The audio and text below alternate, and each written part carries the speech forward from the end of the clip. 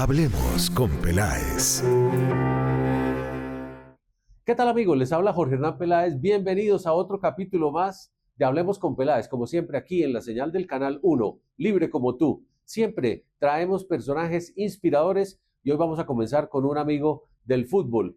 Fue futbolista, luego fue abogado y hace 25 años aproximadamente comenzó con la idea de asociar, de agremiar a los futbolistas, pero que nos cuente él mejor la historia, ya que se retira de su cargo y va a lanzar ahora un libro con respecto al fútbol colombiano. Se trata de Carlos González Puche, que durante 22 años y un poco más estuvo al frente de la Asociación Colombiana de Futbolistas Profesionales.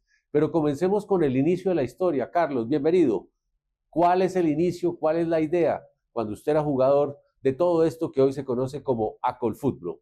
Bueno, muchas gracias, Jorge Hernán. Pues la verdad yo siempre, nunca me imaginé que fuera a jugar fútbol profesional y menos en Millonarios, que era el equipo donde yo me formé, digamos, desde las divisiones menores. Me escogieron en el colegio, en el Liceo de Cervantes, donde el Pibe Díaz era el entrenador, un exfutbolista de Millonarios, de Quindío y de la Selección Colombia, que ya me fue más o menos indicando cómo era el manejo y la esclavitud dentro del fútbol, que él la padeció. Entonces yo prevenido con eso, entro a Millonarios y yo nunca dejé de estudiar Derecho. O sea, yo en el 76 entré al externado y debuté en el fútbol profesional en el 80. Tuve a Ochoa de técnico en el 77, lo conocí muy bien, entré a reservas con él y justamente nos mandaban unos trabajos eh, entre semana los hacíamos con una persona recién egresada de la Universidad Pedagógica, Jorge Luis Pinto. Entonces, en un colegio aparte, en un sitio aparte de Millonarios, íbamos a hacerlo de entrenamientos. Por lo tanto, esa fue mi experiencia. Yo, la verdad, nunca, Jorge, pensé que el Millonarios iba a poder jugar, que Millonarios era un equipo élite, un equipo sólido económicamente, con mucha tradición, y no, los jugadores de la base no tenían posibilidades. Las tenemos gracias a un señor Teixeira, que viene justamente del Corinthians, de hacer un trabajo de formativo, y salimos campeones de reservas, y ese equipo, en el año 80, que salimos campeones, porque yo debuto contra el Medellín en Medellín en septiembre de 1980. Ahí es mi debut como futbolista profesional. Y allí, en ese trajinar por Millonarios, tuve la oportunidad, como decía, de estar con Ochoa y terminar derecho en diciembre de ese año, en 1980. O sea, yo nunca dejé de estudiar porque tenía claro que el fútbol era absolutamente marginal, era una apuesta muy complicada, muy difícil. Solamente había 14 clubes profesionales en Colombia en ese momento y jugar en Millonarios pues era un sueño. En Santa Fe era mucho más fácil jugar a las divisiones menores y en otros equipos como Unión Magdalena, otros equipos era mucho más fácil hacer el proceso. Por lo tanto, comencé a jugar profesional, estudié Derecho, me tocó la época en la cual Millonarios es el último de los equipos en los cuales el narcotráfico entra como propietarios. En junio, yo tengo el acta donde aparece en junio del año 2000, perdón, 1982, aparece donde los señores mecenas, entre comillas, los nuevos propietarios, aparecen en un acta de junta directiva donde dicen que tales jugadores, Carlos López, Bantuín, Vivalda y otros más, Umaña, compraron algo así como 12 futbolistas de un solo totazo y esos futbolistas ellos se reservaban la propiedad. Eso es para que quede claro que nosotros éramos activos, éramos los únicos activos de los clubes. Millonarios tenía sede y el Cali tenía sede. Los demás equipos no tenían sede.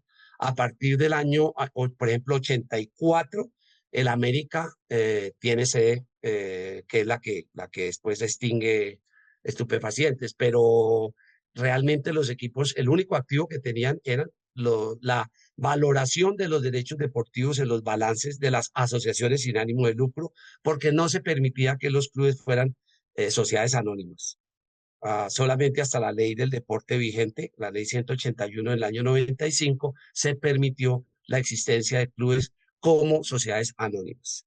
Entonces, yo inicio mi proceso en el año 83 por haberme opuesto en el año 82, cuando había atrasos, por ser vocero de los jugadores. El señor Pulido, presidente del club, me dice: usted no va a jugar más fútbol, yo me voy a encargar de que usted nunca más juegue fútbol. Y siendo titular en el año 82 de Millonarios, terminando como titular todo ese año 81 y 82, me impide ir a otro equipo, ni me prestan, ni me venden. Y en el año 83 yo terminé las materias que tenía pendientes en la universidad, y comencé a escribir para irme a los Estados Unidos. Y me aceptaron en la Universidad de Illinois, en Urbana. La Universidad de Illinois me admitió para que fuera a estudiar ciencia política. Por lo tanto, yo ya tenía siempre la herramienta de tener una profesión de respaldo y de tener una formación para cualquier eventualidad dentro del fútbol. Y en el año 84, Ochoa, debido a ese conocimiento, el señor Chaparro tiene un inconveniente nuevamente con su vida licenciosa que llevo siempre. Y Ochoa me llama y llama a Eduardo Pimentel para que vayamos a ser parte del América del año 84, y ese año salimos campeones con el América, dejando a Millonarios en el segundo lugar por un punto 25. En la última fecha se definió ese campeonato. Eran campeonatos anuales, no semestrales. Por lo tanto, pues fue un logro importante. Luego volví a Millonarios porque Eduardo se volvió para Millonarios, y el negocio de compra con Miguel Rodríguez, con el equipo, era los dos. Y Eduardo se devolvió para Bogotá, para Millonarios. Yo no era recibido allí, nuevamente un semestre sin jugar. Me prestaron con opción de compra el Cúcuta Deportivo, y ahí en el Cúcuta se hizo una huelga. El equipo no se presentó en septiembre, porque no pagaban, el señor Álvarez no le pagaba los salarios a los...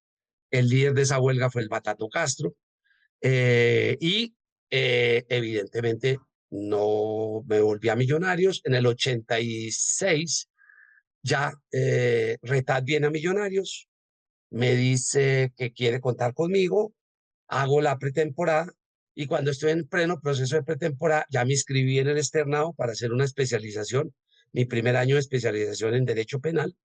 Y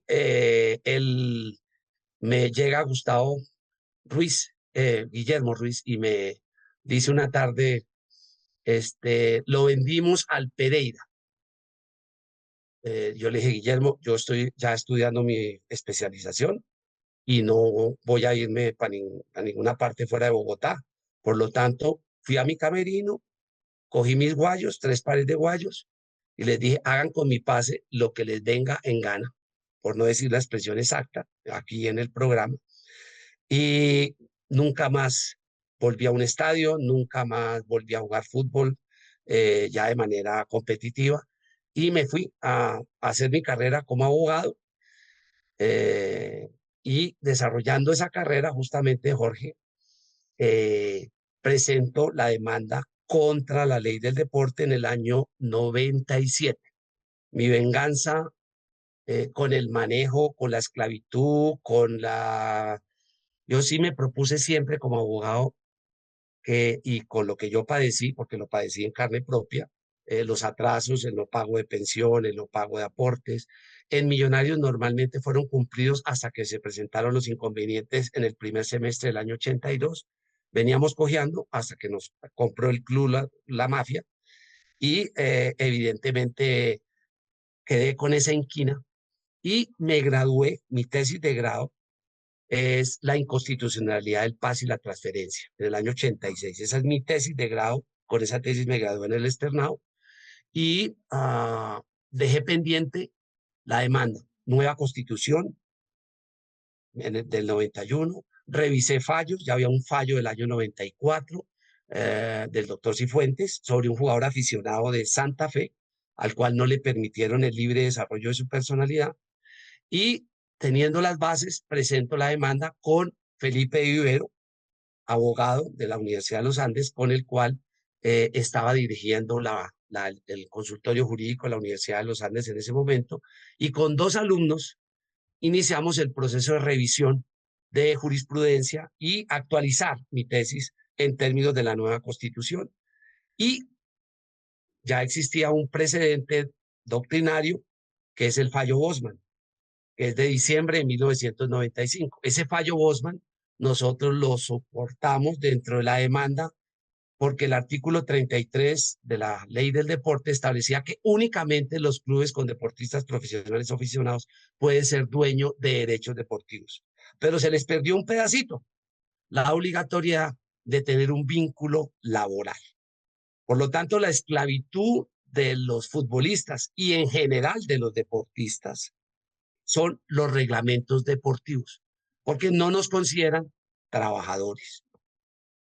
Claro. Hasta la sentencia de la Corte en 1997, donde ya se establecen unos parámetros claros para el tema del fútbol profesional. Se declara inaplicable ese artículo 33, el 34 en una parte que decía que solamente préstamo de 2 futbolistas a otro club, eso se declara constitucional, y en el 35 establece que después de 6 meses de haber sido prestado, si el club no definía, pues tenían que resolver el tema con el futbolista. Eso es lo único que la ley establecía, pero en ninguna parte obligaba a hacer contrato.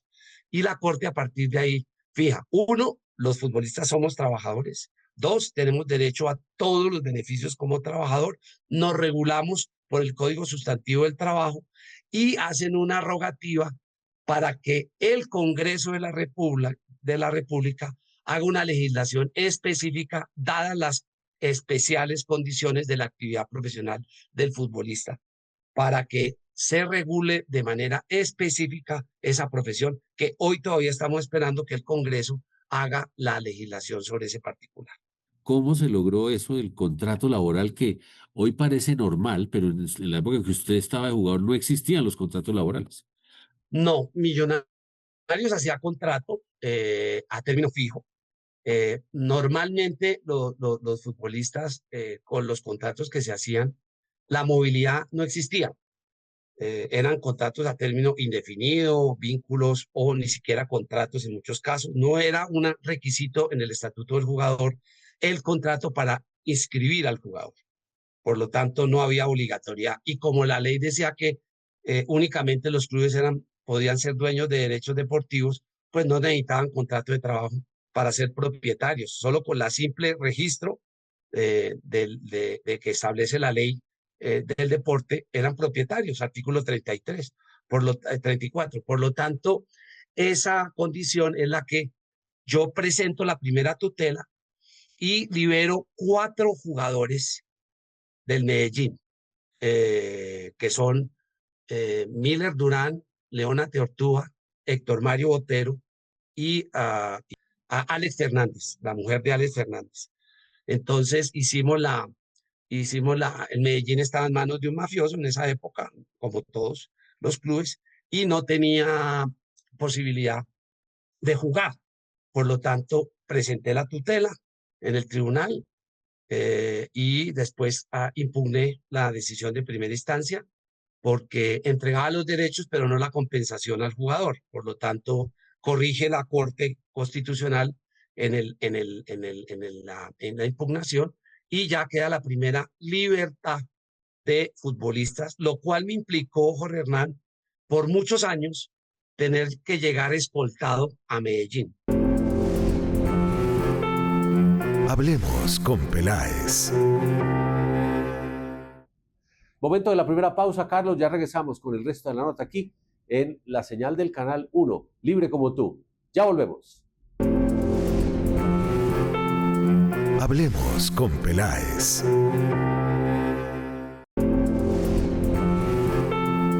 Hablemos con Peláez. Seguimos con la nota. Carlos González Puche, nuestro invitado especial de hoy, a quien hablemos con Peláez. Hablemos con Peláez. Yo cuando llegaba a Medellín, llegaba escoltado porque hubo personas que no quedaron muy satisfechas con el trabajo y con la posibilidad de liberar esclavos y el costo que eso implicaba o la pérdida de ese activo para los clubes profesionales. Por lo tanto, ese antecedente es el que, conociendo a Luis García a través de su padre, conociendo el trabajo y conociendo la publicidad sobre la sentencia, Luis García, estando lesionado en Millonario, en Santa Fe, en muletas, me pide una entrevista. Y Luis García, estando en Santa Fe, en Bogotá, no tenía seguridad social. En el año 2003, esa era la realidad de los futbolistas en Colombia. Por eso, él había participado con Iván Córdoba, Mario Yepes, Juan Pablo Ángel, Oscar, en la selección Colombia, y siempre estaba la inquietud de hacer una asociación que defendiera a sus compañeros en Colombia. Y me piden a Luis que me busque, y con Luis vamos en noviembre del año 2003 a Barranquilla y hacemos la reunión. Está Pacho Maturana de técnico de Colombia, y hacemos la reunión con los muchachos de la selección Colombia, y ahí nace para que la siguiente convocatoria, que fue en marzo del 2004, nace la Asociación de Futbolistas en la convocatoria de la selección Colombia. El profesor Reinaldo Rueda asiste a la reunión de constitución de la asociación, que se hizo esa concentración en la sede de la federación en Armenia. Y viajamos con Luis. No daban 5 centavos por esa selección, había perdido 11 puntos de 12 en esa eliminatoria, solamente había empatado con Argentina en Barranquilla, y esa selección, los subversivos de esa selección, le ganaron a Perú 2-0 y no clasificamos al Mundial por un gol. Por un gol no clasificamos a ese Mundial, desafortunadamente. Así que esos líderes comprometidos con el interés de defender los derechos de sus compañeros, ya estando disfrutando de convenciones colectivas, como tú bien lo anotabas, ya la Argentina, desde el año 71, que fue una huelga muy fuerte, que fue la que generó cambios y que provocó que jugadores como Pandolfi, jugadores como De la Savia, vinieran a parar a Colombia, porque la huelga se la cobraron en Argentina a ellos, y por eso ellos terminaron viniéndose a Colombia, como el Pato Pastoriza terminó en Mónaco.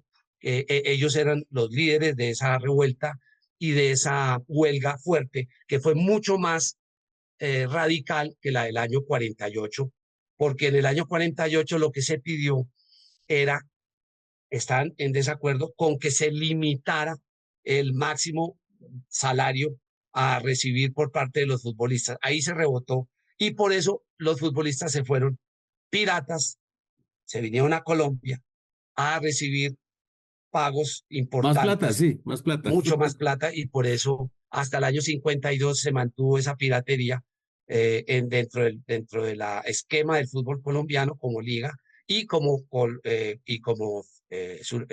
Confederación Suramericana, y se obligó a Colombia a respetar la normativa FIFA, a respetar su pena de no volver a participar de una eliminatoria a un mundial, a normalizar y regularizar sus reglamentos y su actividad conforme los mandatos de la FIFA. Entonces, esos antecedentes son los que permiten que yo tenga esa ilustración, ese conocimiento, esa inquietud con De la Savia en Millonarios, con Pandolfi, y siempre a través de él, de Carlos, siempre tuvimos noticias del gremio y de los avances del gremio en Argentina, y de su convención colectiva. Así que de alguna manera ellos tienen un elemento muy importante de hecho, en el año 75, Pando apoya la iniciativa de los jugadores para que se haga un sindicato de futbolistas, que es la primera formalización de un movimiento sindical en Colombia, que se hizo en el año 75 en el fútbol, pero no prosperó, porque todos finalmente, como propiedad de los clubes, iban siendo amenazados de no poder ejercer su actividad profesional si se mantenían en la condición de sindicalistas y de presentar peticiones a los empleadores. Desde Esa es la 2004 para historia del acá. nacimiento de Colfutro. En el 2004, todos los clubes, cuando presentamos el pliego de peticiones ese año en julio, que fue la primera visita que se hizo a los clubes profesionales en ese momento, los 18 de la A, comenzamos por los de la A, todos los clubes, todos, fueron sancionados por la primera visita que realizó el Ministerio del Trabajo a los clubes. Todos, absolutamente todos, incumplían. Otra pausa más, Carlos, ya regresamos. Recuerden que la nota completa con Carlos González Puche la va a poder ver en nuestra página canal1.com.co. Pausa, ya venimos. Hablemos con Peláez.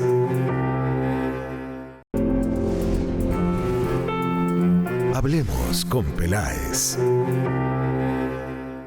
Y la parte final de la nota con Carlos González Puche. Carlos, adelante.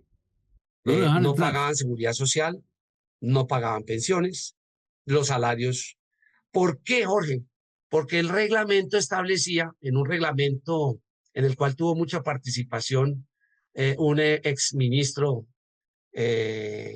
santafereño, el señor Castro, establecía en su artículo 8 que si usted demandaba hasta que se resolviera su demanda, no podía jugar al fútbol. Quedaba por fuera. Pues, quedaba por fuera del sistema.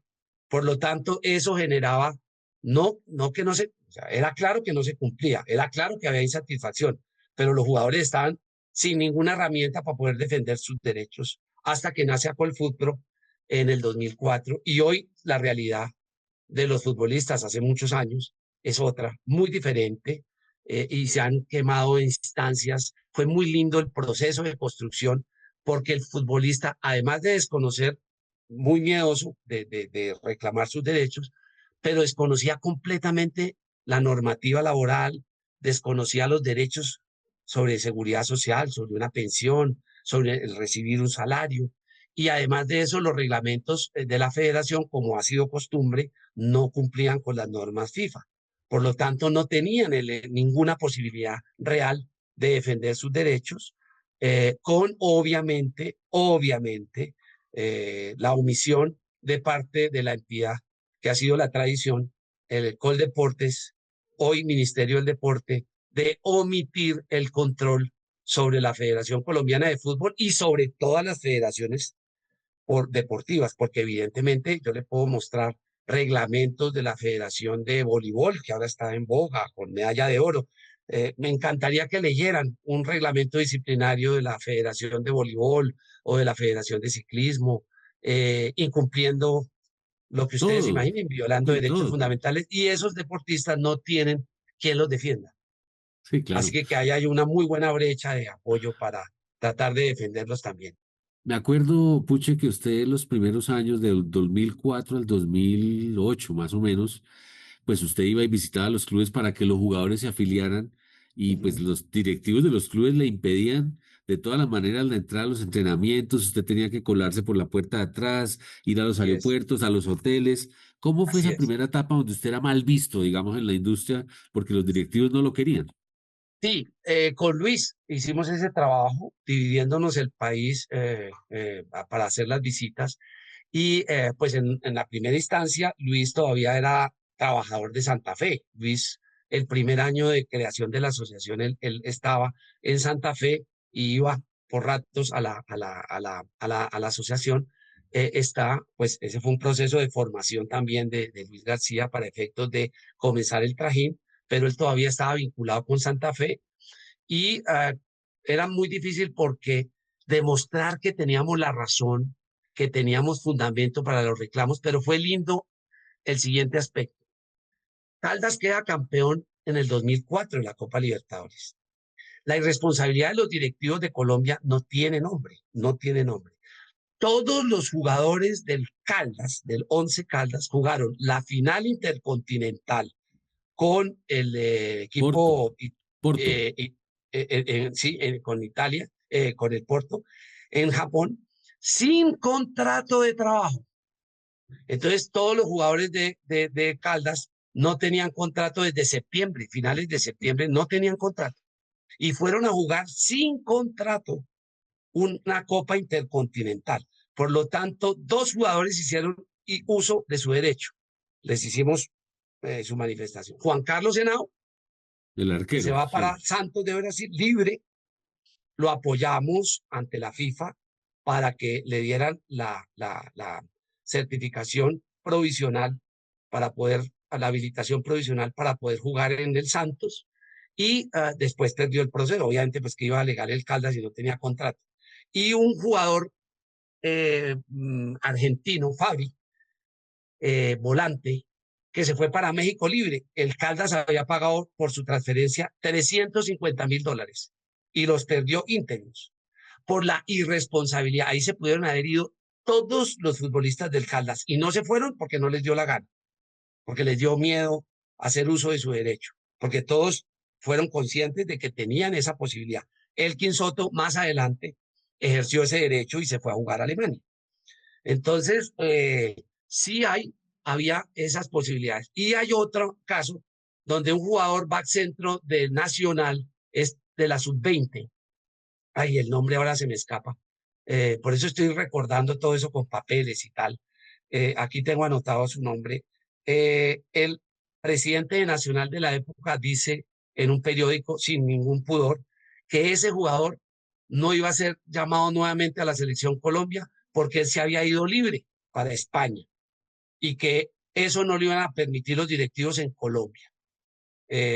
Por lo tanto, con esos antecedentes y precedentes y con el apoyo de estos jugadores emblemáticos que infortunadamente no clasificaron a ese mundial, porque la historia hubiese sido otra si Colombia hubiese clasificado bajo la capitanía de Iván Córdoba y de Mario Yepes, y con el profesor Rueda, hubiera cambiado la historia definitivamente, porque ya con una selección clasificada exigiendo derechos para sus compañeros en Colombia, la historia hubiese sido mucho más rápida, la evolución de un trajín enorme de impedimentos, amenazas.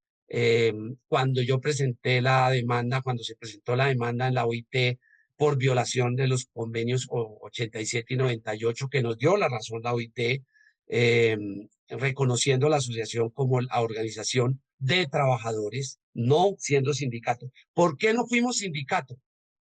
La historia es clave. ¿Quién iba a presentarle un pliego a Miguel Rodríguez? ¿A el señor Dávila en el Unión Magdalena? ¿O al señor de Cúcuta? ¿O al señor de... ¿Quién? ¿Quién iba a presentar un pliego de peticiones? Nosotros fuimos claros en la reunión. Yo les dije, yo no armo un sindicato porque hasta allá no llega mi amor y mi compromiso. Con Luis también tenemos familia, también tenemos... Y a partir de las denuncias en la OIT, las denuncias en la FIFA de que incumplíamos, fuimos objeto de amenazas muy graves contra nuestra integridad, requiriendo escolta, requiriendo apoyo policivo, en fin, me reservo para el libro la historia oscura. Pero Cuéntenos fue del libro. muy difícil, Jorge, muy difícil. Logramos con la huelga que hicieron los jugadores del Quindío, que no se presentaron a jugar en Bogotá, su equipo titular, donde está hoy el presidente del consejo directivo de la asociación, hizo parte de ese movimiento, y ellos no vinieron a jugar, y fue el escándalo nacional, porque Millonarios le ganó como 4 o 5-0 a unos imberbes que nunca en su vida habían entrenado juntos. Entonces Santos, el gobierno Santos, entendió el tema, participamos en la discusión y elaboración del proyecto de ley, de la ley 1445 del 2011. Carlos, muchas gracias. Pendiente de su libro. Probablemente esté listo para la próxima Feria del Libro 2027. Así que estaremos muy pendientes de los detalles y de las revelaciones que haya en dicha publicación. La nota completa con Carlos la pueden ver en nuestra página canal1.com.co. Llega el momento de otra pausa. Ya regresamos. Hablemos con Peláez.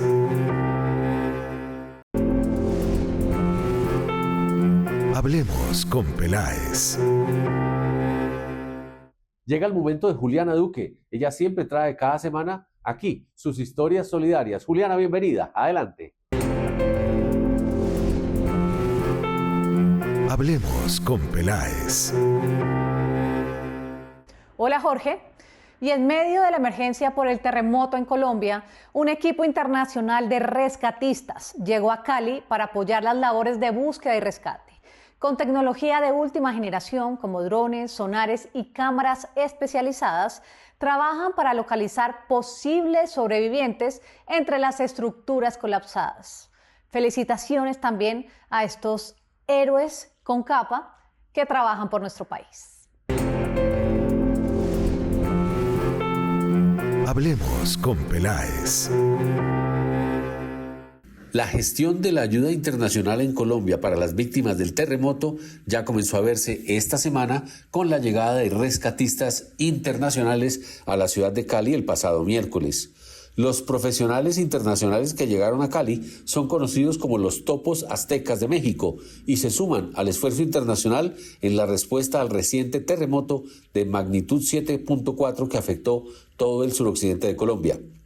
Los Topos Aztecas, expertos en ingresar a estructuras colapsadas y evaluar zonas de alto riesgo, se suman a los operativos que ya hace la Fuerza Pública de Colombia, aportando técnicas y equipos especializados. La Organización de Voluntarios Mexicanos ha ganado reconocimiento por intervenir en escenarios de catástrofe a nivel global. Sus integrantes han participado en misiones internacionales para localizar sobrevivientes, colaborando estrechamente con organismos locales y brindando apoyo técnico en situaciones de extrema dificultad. El gobierno colombiano confirmó la llegada de algunos especialistas de otros países como Estados Unidos, donde han enviado diversas formas de apoyo. Por ejemplo, El Salvador envió inicialmente 51 toneladas de apoyo de las 100 a las que se comprometió el gobierno de Bukele. El canciller Bula aclaró públicamente que no se está rechazando la ayuda de ningún país. Dijo que está elaborando una lista de necesidades para solicitar ayuda internacional y que pidió a la oficina del PNUD que le dé apoyo metodológico. Puntualmente, para la ciudad de Cali se han establecido diversos puntos para quienes quieran ayudar a recolectar diferentes formas de ayuda, incluyendo la Fundación Arquidiocesana Banco de Alimentos, la Plazoleta Jairo Varela, la Unidad Panamericana y ubicaciones en la calle 10 con carrera 72, carrera 44 entre calles Quinta y Novena y carrera 27, número 6A 28. Hablemos con Peláez. Gracias a ustedes, rescatistas internacionales, por ese trabajo maravilloso que han realizado en Colombia. Esto es todo por hoy. Nos vemos dentro de 8 días con más historias solidarias. Chao. Hablemos con Peláez. Gracias, Juliana. La próxima semana más historias solidarias, siempre personajes inspiradores, cápsulas empresariales, historias únicas. Vean la siguiente crónica aquí en Hablemos con Peláez. Hablemos con Peláez. Estamos pasando por momentos difíciles. Una tragedia que ha enlutado todo nuestro país. Y soy solidario con cada una de las víctimas. Tenemos el corazón arrugado por tantas cosas negativas. Cali, Pereira, Manizales, El Chocó, Buenaventura, tantas ciudades, tantos pueblos. Pero quiero hacer énfasis en esos pueblos que muy poca gente menciona o entiende que necesita más ayuda. Buenaventura, mi tierra. Chocó, que es mi tierra. Este Pacífico necesita de tu ayuda. Por eso la Fundación Yo Tengo Fe ha creado una Vaki para que des tu contribución, para que des tu aporte y ese aporte llegue directo a los territorios. Esta iniciativa se llama Yo Tengo Fe por el Pacífico. Entonces, lo que tú dones para esta gran labor, mi pueblo, mi Pacífico, mi Colombia, te lo va a agradecer. Así que te invito a que me acompañes, porque si lo hacemos unidos, la ayuda va a permitir que muchas personas se beneficien y encuentren un consuelo y puedan mitigar este dolor que nos tiene con muchas lágrimas. Hablemos con Peláez. Y llega el momento de otra cápsula empresarial más aquí en Hablemos con Peláez. Hola Jorge Hernán, es un gusto saludarte, también saludar a toda la audiencia Canal 1 que nos está viendo, todas las personas que están viendo el programa de Hablemos con Peláez. Desde Viajes Falabella estamos muy felices de estar con ustedes acompañándolos y de hablar de este evento que es tan importante, que es la Feria de Flores, un evento cultural y tradicional en Medellín que cada vez toma más relevancia. Y yo les quiero contar desde Viajes Falabella lo que estamos viendo, y es que se ha consolidado y ha crecido año a año. Con este año que vemos un crecimiento de reservas de 125% en nuestros vuelos, que pesan 60% de nuestro portafolio. Y también, Jorge Hernán, hoteles y paquetes que están creciendo 55% año a año, lo cual demuestra cómo este evento se viene consolidando, cómo viene creciendo y cómo cada vez hay más interés por este tipo de eventos culturales.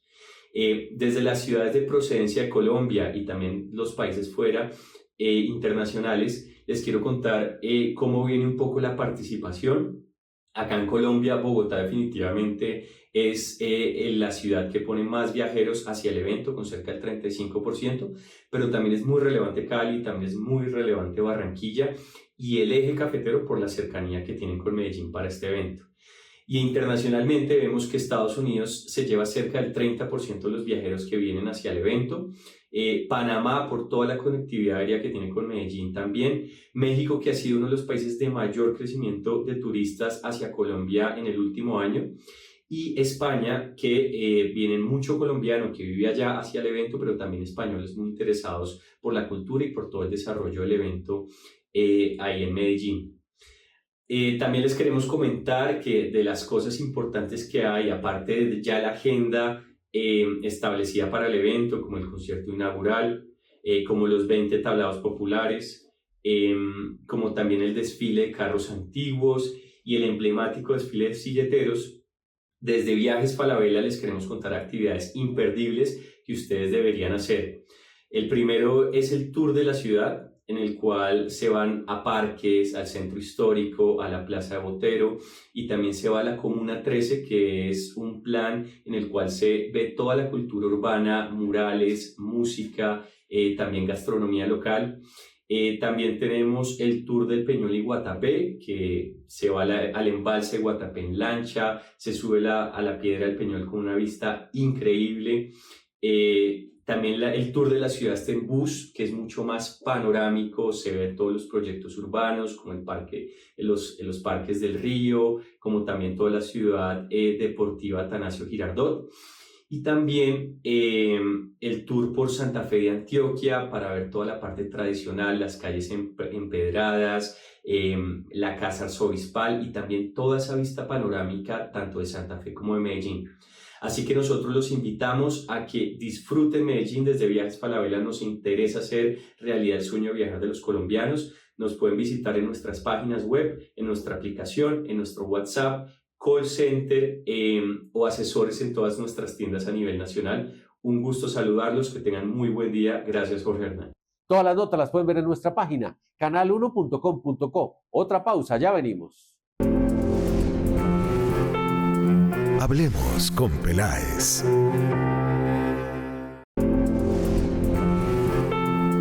Hablemos con Peláez. Siempre traemos personajes inspiradores. Este colombiano que vive en México hace muchos años, experto en sostenibilidad para la construcción, se llama Francisco Ramírez Moreno. Vean la historia, vean la nota con nuestro compatriota que vive hace mucho tiempo allá en México y nos va a hablar de sostenibilidad.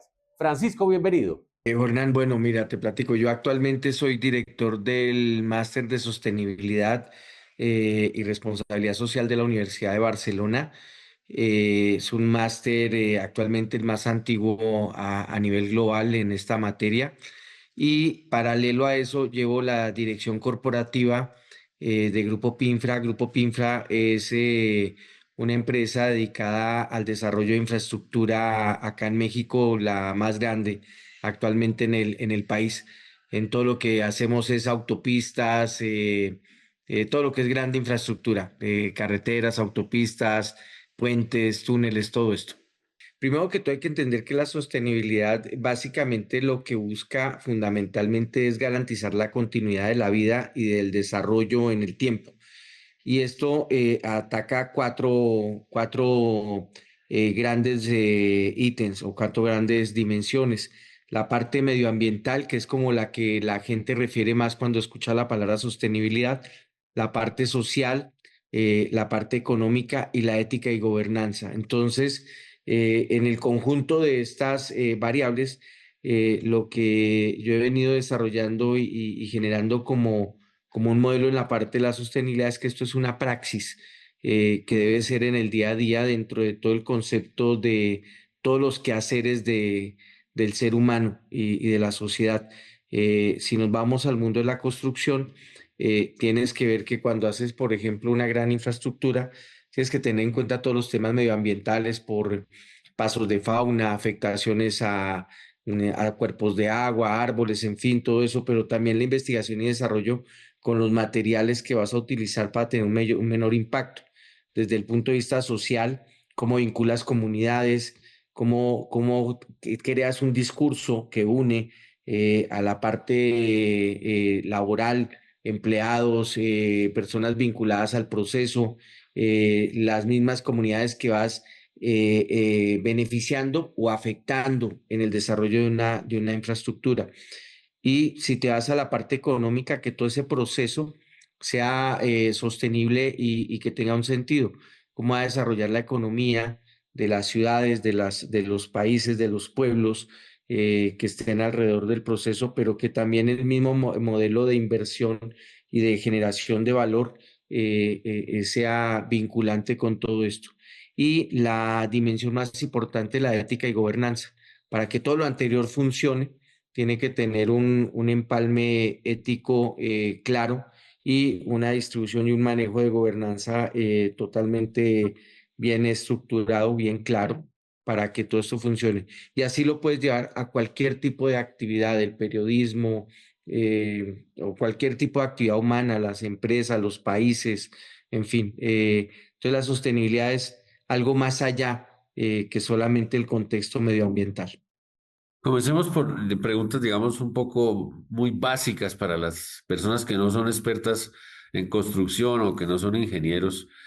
Cuando uno, digamos, habla de sostenibilidad, lo primero que uno se imagina es que cambian los materiales de construcción y eso supone también un cambio en los costos.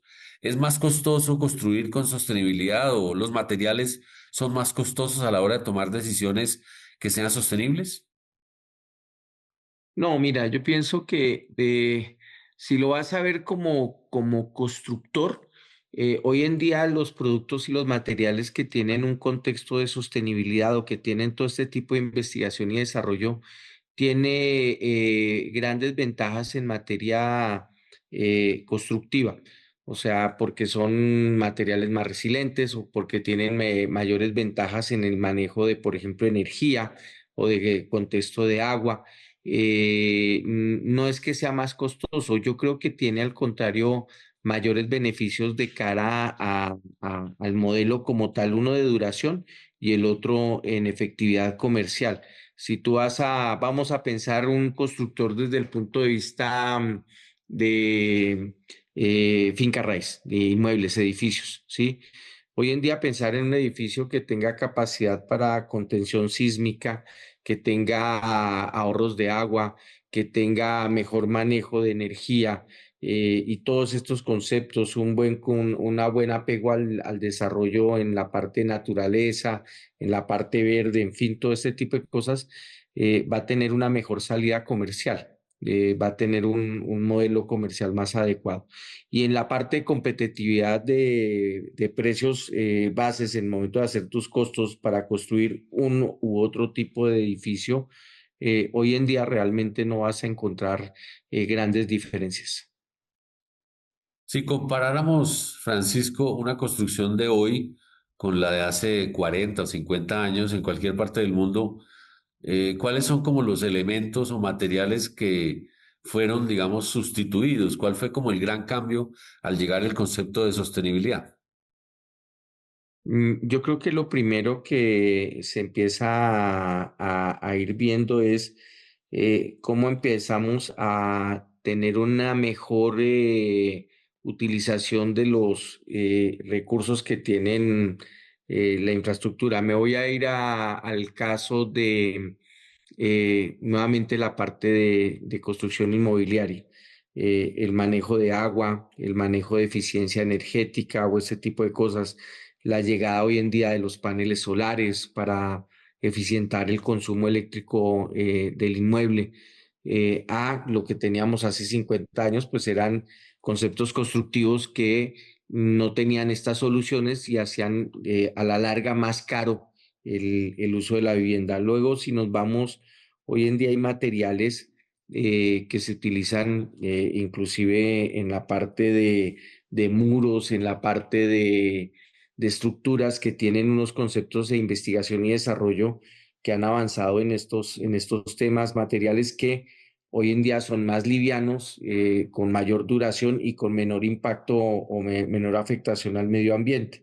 Anteriormente, pues, impactamos más a la parte de la naturaleza. Por ejemplo, para construir una casa utilizabas bloques o cemento y todo esto. Para crear los bloques o el cemento, tú tienes un impacto al medio ambiente porque tienes que irte desde la cantera, el banco, estar escarbando la tierra con materiales vírgenes para construir este material.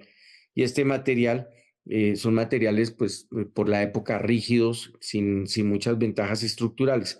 Hoy en día tienen materiales que tienen otra tecnología, otro tipo de avance, son más flexibles, mayor resistencia para temas sísmicos, por ejemplo, de intemperie, viento, agua, de tema térmico y con menor impacto.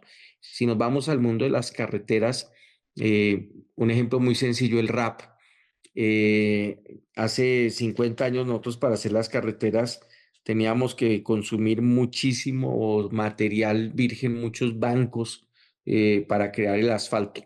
Y el impacto a la naturaleza era brutal. O sea, la cantidad de material que requieres para hacer una tonelada de asfalto es muy amplio. Hoy en día el RAP es la utilización del mismo material que levanta la misma carpeta asfáltica que va retirando la carretera, la incorporas en el proceso de producción de la planta y creas asfaltos con características muy buenas de flexibilidad, de duración y el impacto al consumo de materiales de la naturaleza o materiales vírgenes se reduce fácilmente en un 15 a 20%. Francisco, gracias. Toda la nota la pueden ver en nuestra página canal1.com.co. Les habló Jorge Hernán Peláez. La próxima semana los espero aquí en otro capítulo más de Hablemos con Peláez, como siempre en la señal del Canal 1, libre como tú. Hablemos con Peláez.